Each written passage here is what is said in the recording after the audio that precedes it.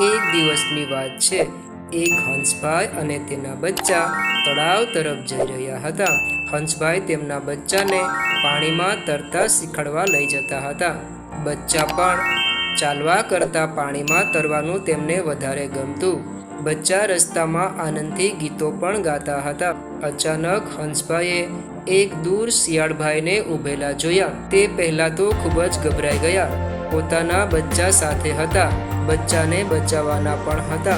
તેમણે બચ્ચાને બાજુમાં બોલાવ્યા અને કહ્યું, હવે હું બીજું કામ કરીને આવું છું, તમે મારી પાછળ પાછળ આવશો નહીં।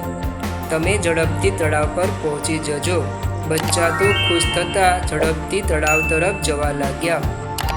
હંસભાઈ વિચારતા હતા કે હવે શું કરવું।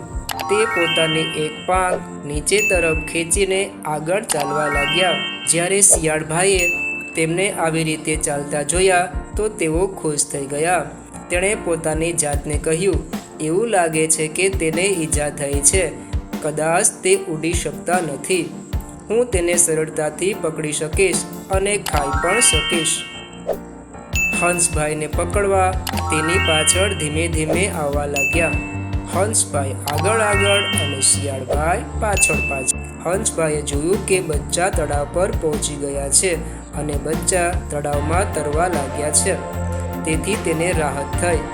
હવે શિયાળભાઈ તેમના બચ્ચાને નુકસાન પહોંચાડી શકે તેમ નથી। શિયાળભાઈને લાગ્યું કે હંસભાઈ તો થાકી ગયા છે, તેથી તે તેની નજીક આવવા લાગ્યા। જેવા શિયાળભાઈ હંસભાઈની નજીક આવ્યા કે તરત જ હંસભાઈ ઉડીને તળાવમાં જતા રહ્યા।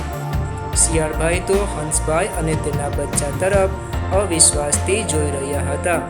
શિયાળભાઈ તો પોતાનું મોં વગાડી ચાલતા થયા। બાળ મિત્રો, વિડીયો ગમ્યો હોય તો લાઈક, શેર અને સબસ્ક્રાઈબ કરવાનું ભૂલશો નહીં। આવજો।